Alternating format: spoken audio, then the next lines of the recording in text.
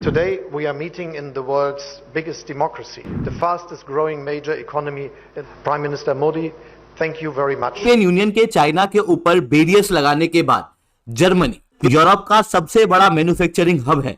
ये जर्मनी भारत के अंदर अब इन्वेस्ट करना चाहता है किसी भी कंडीशन में। ठीक है, जिसमें 800 जर्मन आए हुए हैं भाई, 800 जर्मन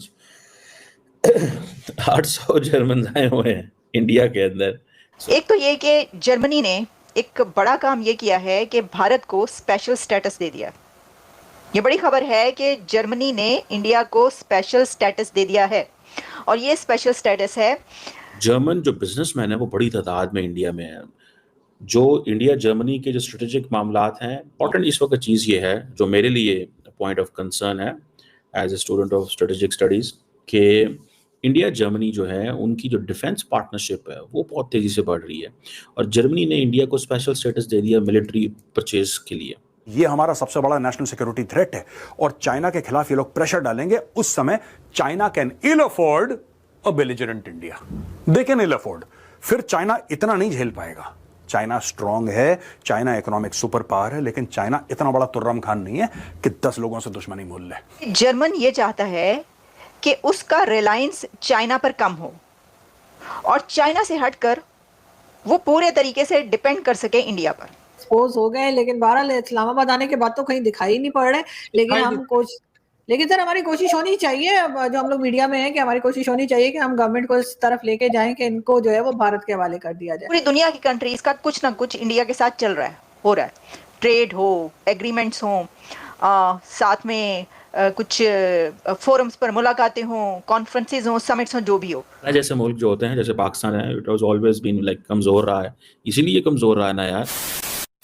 नमस्कार दोस्तों, जय हिंद। जैसे जैसे दुनिया में भारत का रुतबा बढ़ रहा है वैसे वैसे ही अब दुनिया की बड़ी बड़ी कंट्रियां भारत को बड़े बड़े ऑफर दे रही हैं। यूरोपियन कंट्री के चीन पे भारी प्रतिबंध लगाने के बाद अब वो भारत का रुख अपना रही हैं। खबर निकलकर ये आई है कि जर्मनी ने भारत को स्पेशल स्टेटस दिया है मिलिट्री परचेस के मामले पे। जर्मनी ने ये कहा है कि दुनिया में बहुत ही लिमिटेड कंट्री है जिसे जर्मनी ये स्टेटस देता है। अब उन लिमिटेड कंट्री में भारत भी आ चुका है, जिसे देख अब चीन सदमे में है। आज चीन की हालत ऐसी हो गई है कि अब चीन भी भारत से अच्छे संबंध करने की कोशिश कर रहा है। जर्मन के चांसलर हाई लेवल डेलीगेशन लेके भारत में आए हैं, जिनका मेजर एम है भारत के अंदर जर्मन का प्रेजेंस को बढ़ाना। इनका कहना है कि चीन से अपनी डिपेंडेंसी खत्म करके अब भारत पे डिपेंडेंसी बढ़ाना है, क्योंकि चाइना पे यूरोपियन यूनियन एक के बाद एक टैरिफ बढ़ा रही है। जैसा कि हाल ही में यूरोप ने चीनी ईवी पे भारी टैरिफ लगाया था। इन्हीं सबको देखते हुए अब यूरोपियन कंट्री चीन को दरकिनार कर भारत का रुख अपना रही है। दोस्तों, जर्मनी के चांसलर ओलाफ शलोस जो है वो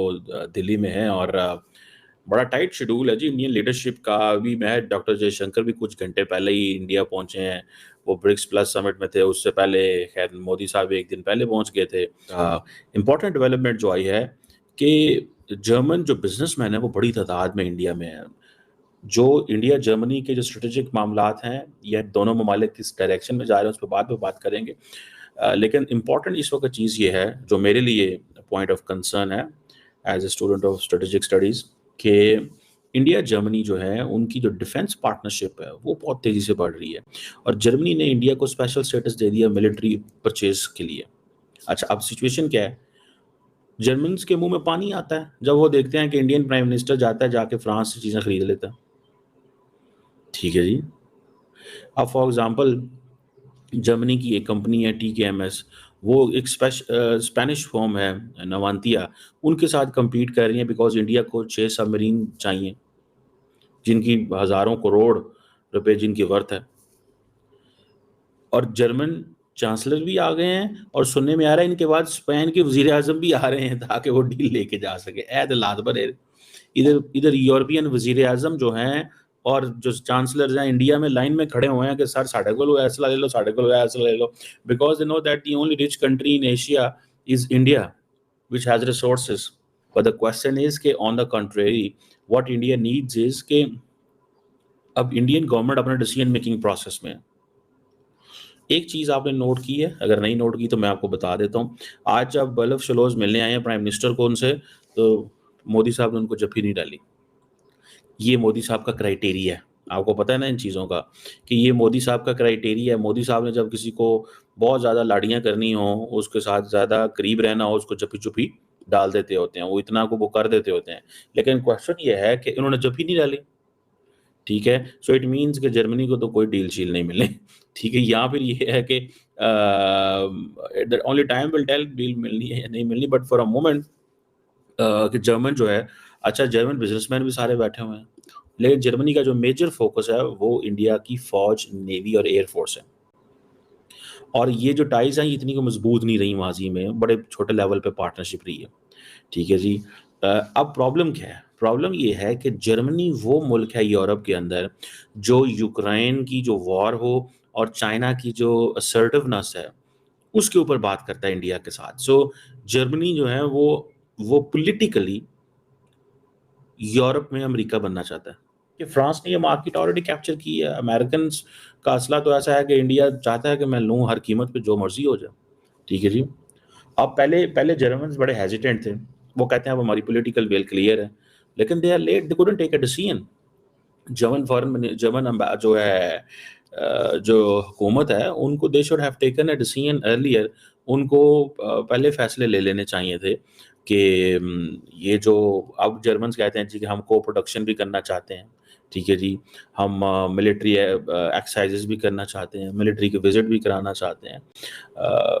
सो ये एक आसान चीज़ नहीं है। जर्मन एयर फोर्स जो है वो बहुत सारी इंडिया के साथ ड्रिल्स में हिस्सा ले रही है, लेकिन at the end of the day याद रखिएगा कि जर्मन एयर फोर्स जो है वो जो भी करे, इंडियंस अब जब राफेल ले बैठे हैं, ठीक है जी, अब जर्मनी को ख्याल आया, अब जर्मन चांसलर आ जाएंगे, वो यही कहेंगे कि हमसे जो है वो सबमरीन्स लो। जर्मनी कहता है जी इंडिया हमारा नेचुरल पार्टनर है, ठीक है जी।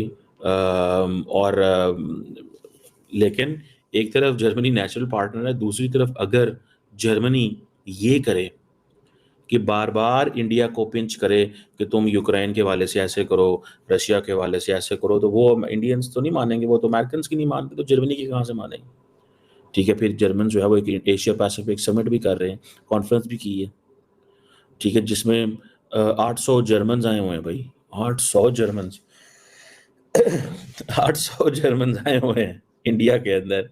सो आप इमेजिन कर लें, इंडिया इज टू बिग, ठीक है जी। फिर एक इनका एक वो है प्लेटफॉर्म है APK, ठीक है जी।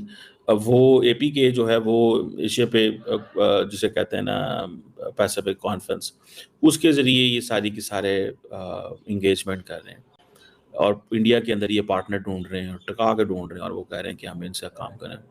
This is new era of partnership between India and Germany. इसमें एक बड़ा एलिमेंट ये है कि जर्मन ये चाहता है कि उसका रिलायंस चाइना पर कम हो और चाइना से हटकर वो पूरे तरीके से डिपेंड कर सके इंडिया पर।